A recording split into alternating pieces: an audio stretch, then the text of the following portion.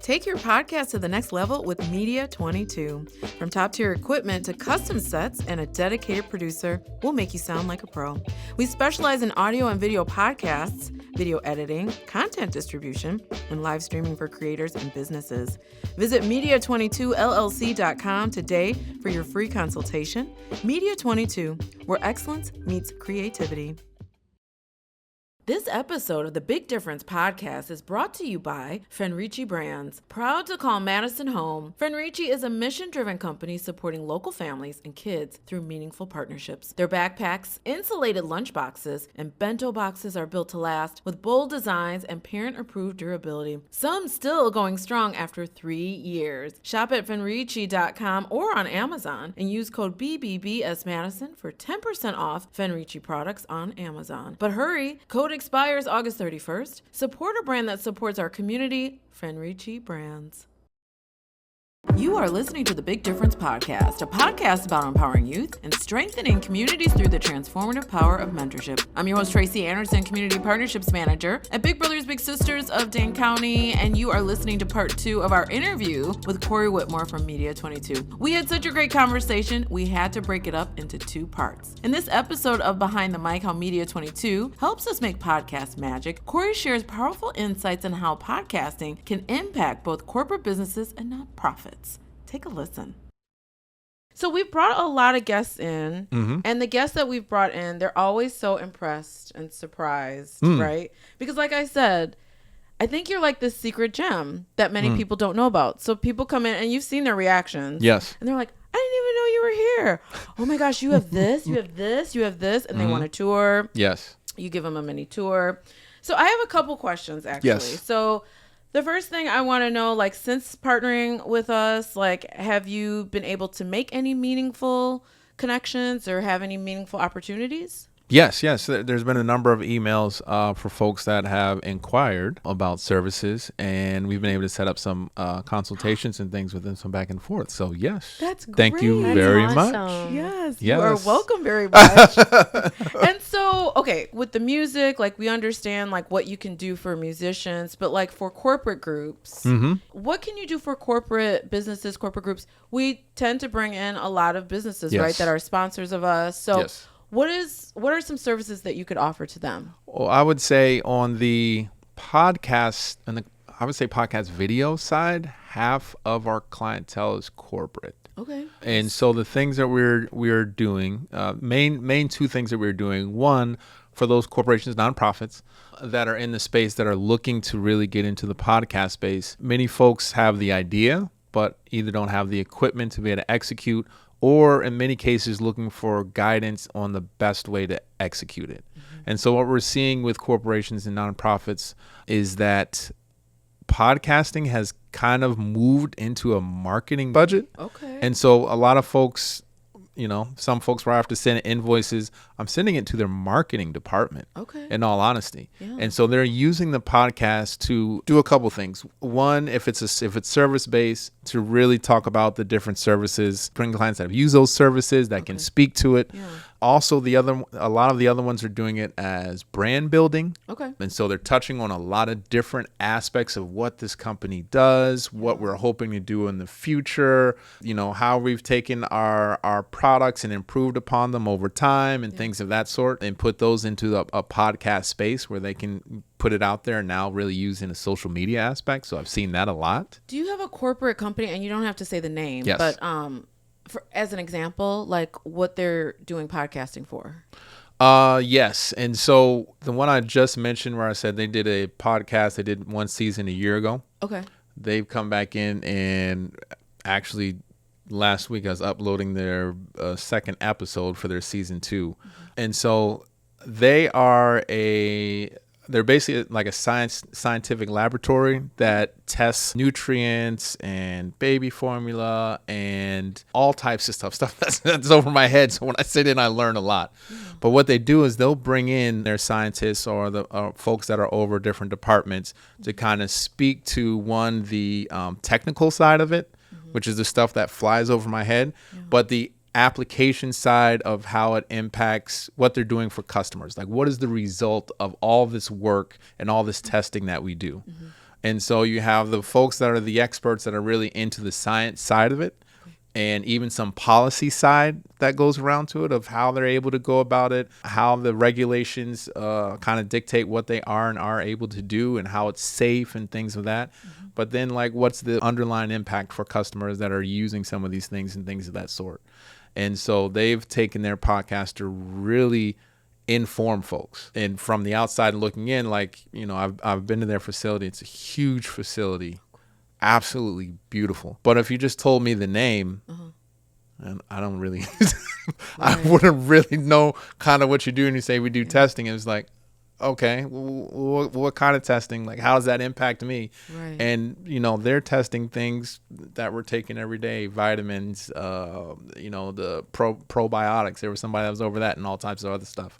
And so they really use this as a way of outreach and branding. Okay. Using the experts they have inside to be able to speak to these things in a way that, yes, the other scientists that are interested in their processes would be able to understand, but also in a way in which customers can see, like, oh, so this has been tested like this and this, or this is why it's in this container, or this is why this type of label's on there. And so really to help you get on the inside of what they're doing. Mm-hmm. And so I think they've done a phenomenal job with that and their explanation of it. And so, you know, that speaks to one corporation. The only other thing I would add is that with this group and with other groups, we've done corporate interviews as well. Okay. And so for them, for the last group I'm talking about, it was interviewing their scientists and things of that sort to speak to some of those things. For other folks, it's been mergers or collaborations where we've brought in, now we're working with this company. We want to let you know the things that we're going to be doing, what we hope to tackle. You know, from this company, these things aren't going to change. And so they've used it as an informative thing of here are some of the things we're doing. Here are the new team that we've brought in and things of that sort to put out for folks. Mm-hmm. And so it's a lot of branding. It's a lot of marketing. It's a lot of making folks, you know, within their corporation or within their nonprofit more relatable, which I think is now more of a thing than ever. Yeah. Before it's like, yeah, I don't really know the temperament of the CEO or anything of that sort. And now it's like, oh, I see him, you know, sitting on the couch having having an interview over coffee. Yeah. And it's like, wow, that's, you know, that person's really nice. Oh, you know, I identify with what they're talking about and how they're saying it.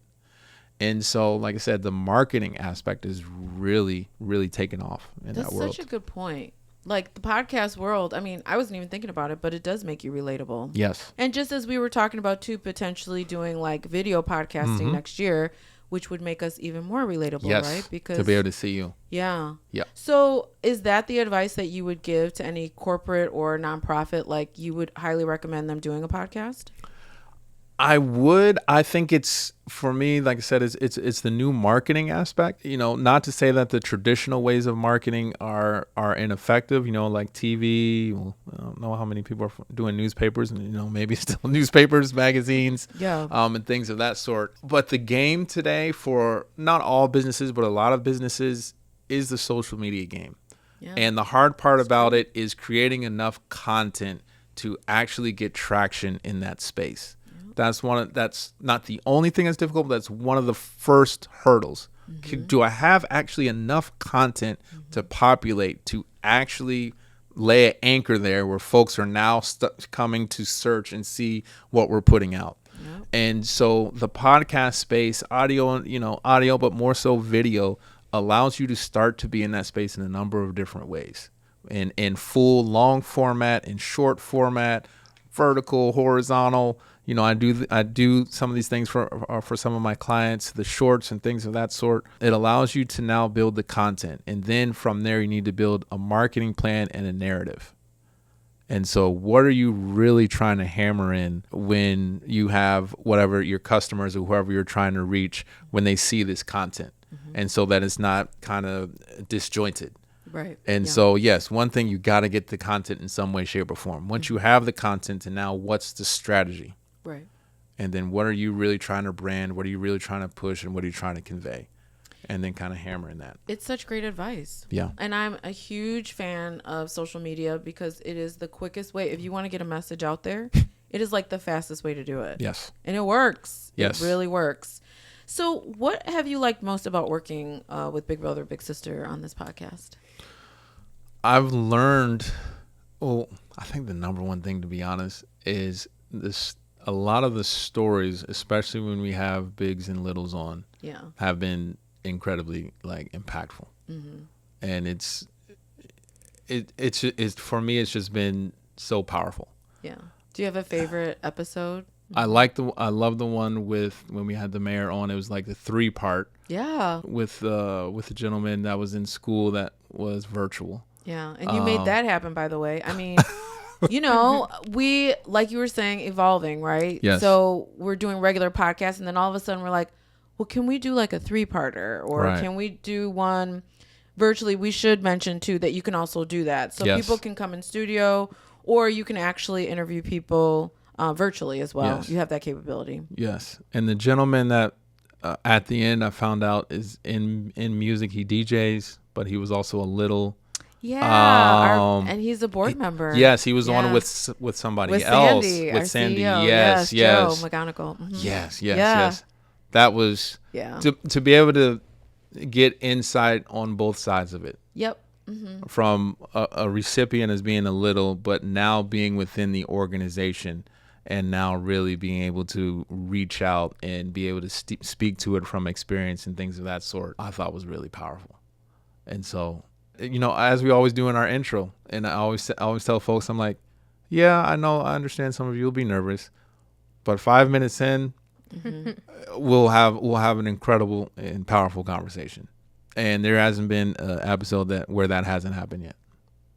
So it's been, I really enjoyed it. Good. And it's a space.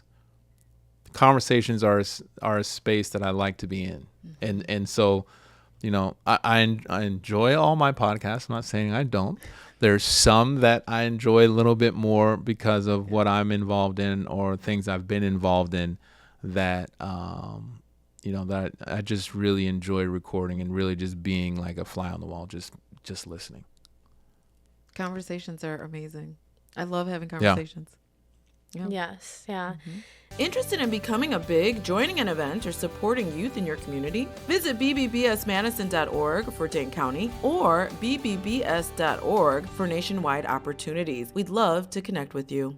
It's really exciting hearing you talk about how you actually resonate with our mission and that you like hearing what we're doing and stuff, because I mean we can really tell when you're sitting there and helping out, but I think it helps strengthen this partnership with you. So it really means a lot to hear you say that. Are there any other meaningful nonprofits in the Madison area that you work closely with? Yes, and so I currently am working with UCAN, the Urban Community Arts Network. A lot of the initiatives they've worked on, the main one right now that we're actually getting ready for in a few days is Mad Lit, which is the live festival. It's at the top of State Street. Mm-hmm. And so we're in our 5th year doing that, and that is based around bringing on artists, musicians, visual artists, and vendors of color to downtown Madison and giving them a space and a platform to be seen. And so we've been doing that for 5 years. And then we've also gone into schools with a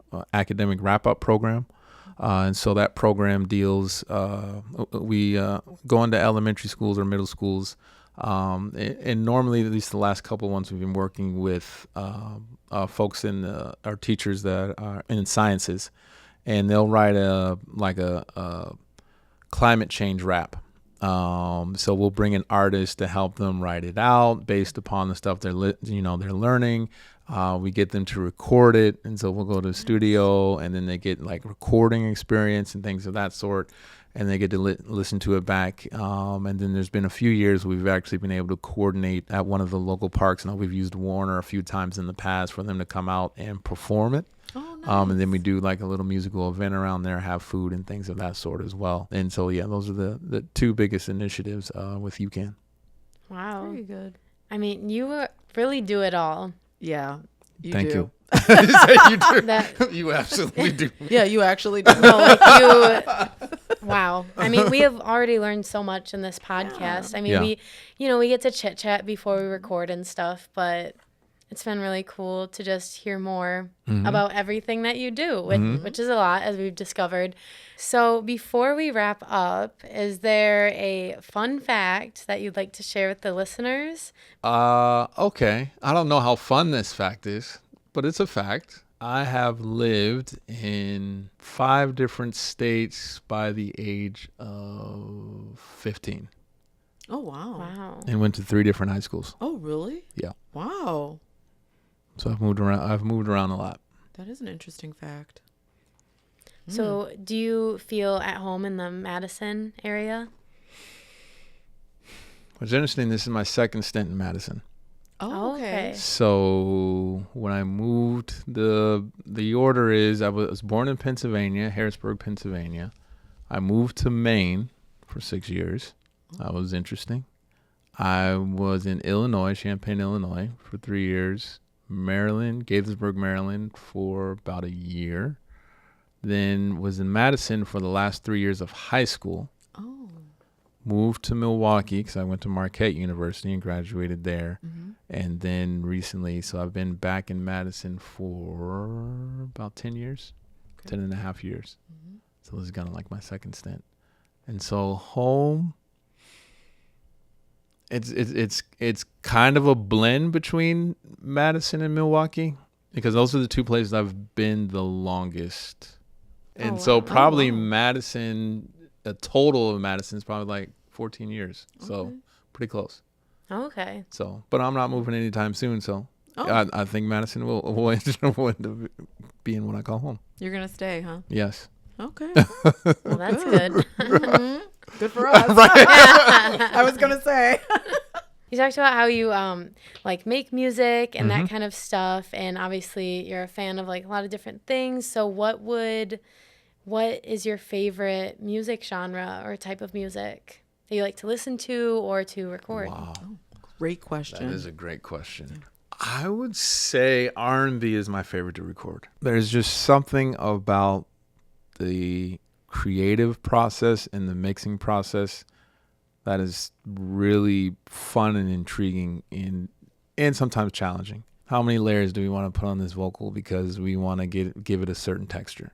Where do we want to fill in these gaps with certain unders or harmonies or different things of that sort? Like the recording R&B can become pretty intricate, and it's really a lot off of vibe and feel and flow, and you're just adding all these little pieces that, you know, in a grand scheme, maybe something that's 3 seconds long, 2 seconds long, repeat this word, drag out this phrase or whatever, and things of that sort. But in the overall flow makes such a difference.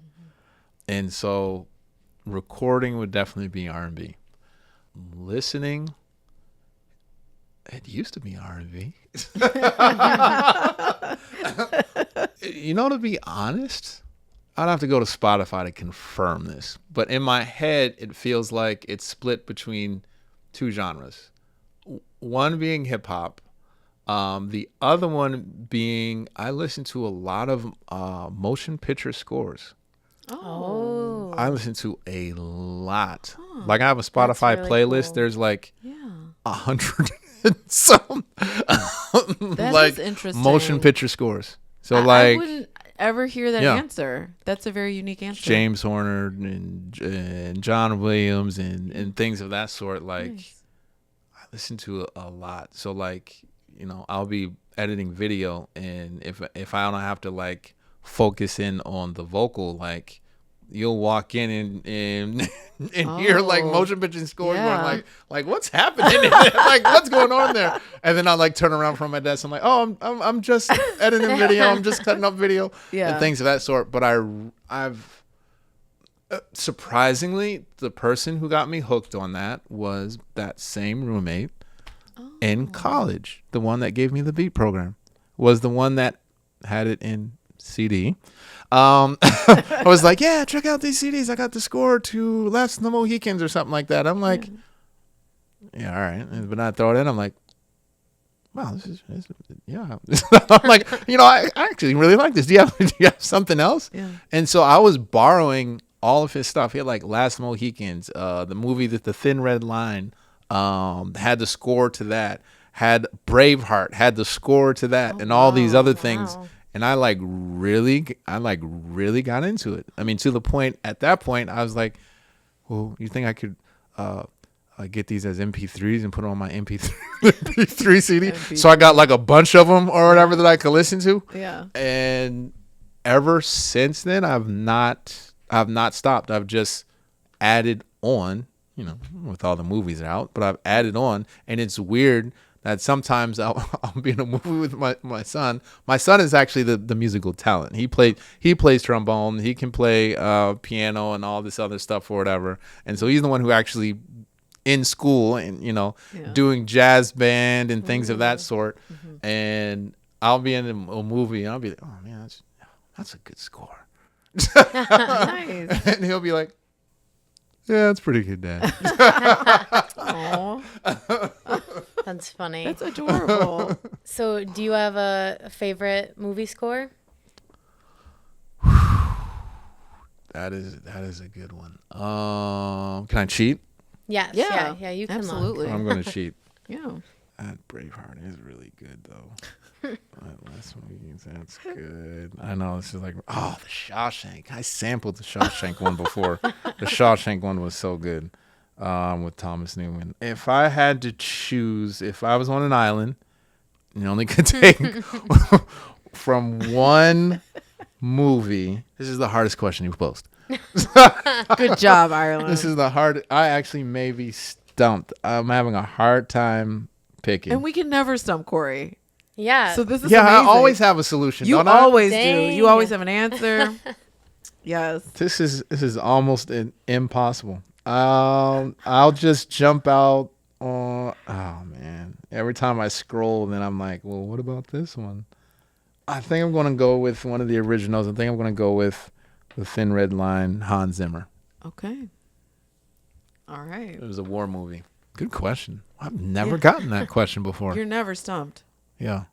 That was weird. That was a weird space to be in. Yeah, that's great. No, that was really interesting. Yeah, that was good. Finally, we stumped you. Finally. Yeah.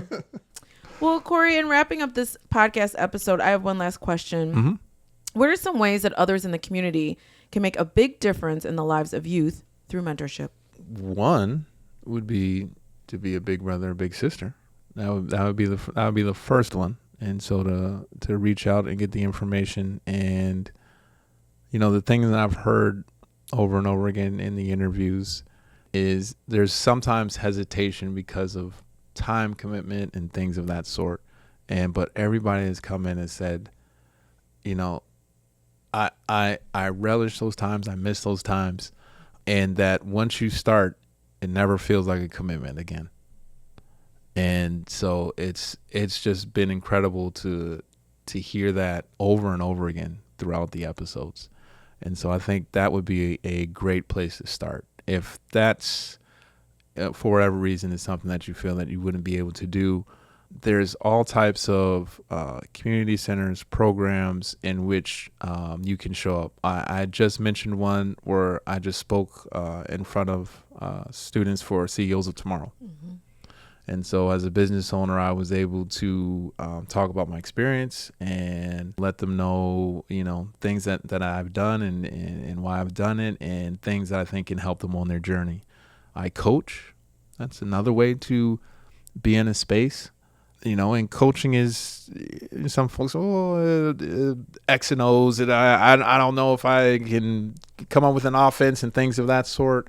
Many times, I feel like it's been less of the X and O's and more mentorship probably now than ever. Mm-hmm.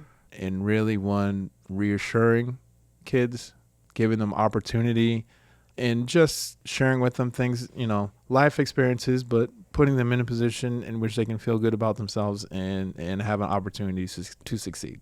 Yeah. And so you can do that in a number of different capacities: music programs, athletics. There's a lot of spaces that are looking for, mentors and people to contribute and help build community. Great answer. Yes. I mean, of course, we always want people to be in the Big Brother, Big Sister program.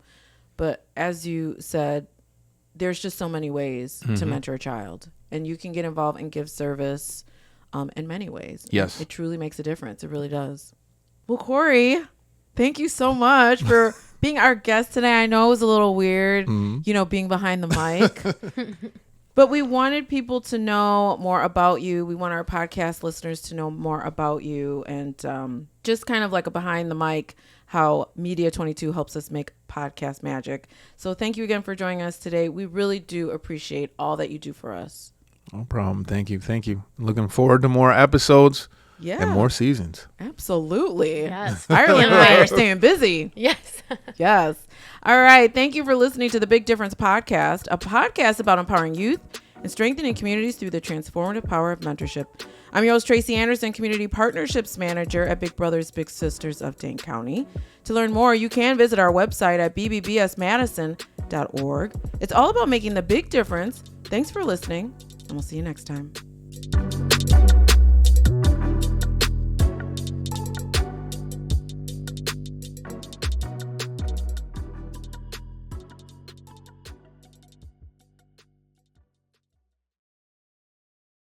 Take your podcast to the next level with Media 22.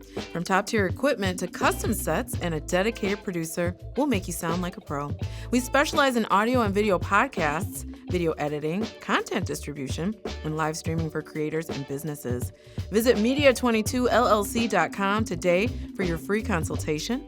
Media 22, where excellence meets creativity. This episode of the Big Difference Podcast is brought to you by Fenrici Brands. Proud to call Madison home, Fenrici is a mission-driven company supporting local families and kids through meaningful partnerships. Their backpacks, insulated lunch boxes, and bento boxes are built to last with bold designs and parent-approved durability. Some still going strong after 3 years. Shop at Fenrici.com or on Amazon and use code BBBSMadison for 10% off Fenrici products on Amazon. But hurry, code expires August 31st. Support a brand that supports our community, Fenrici Brands.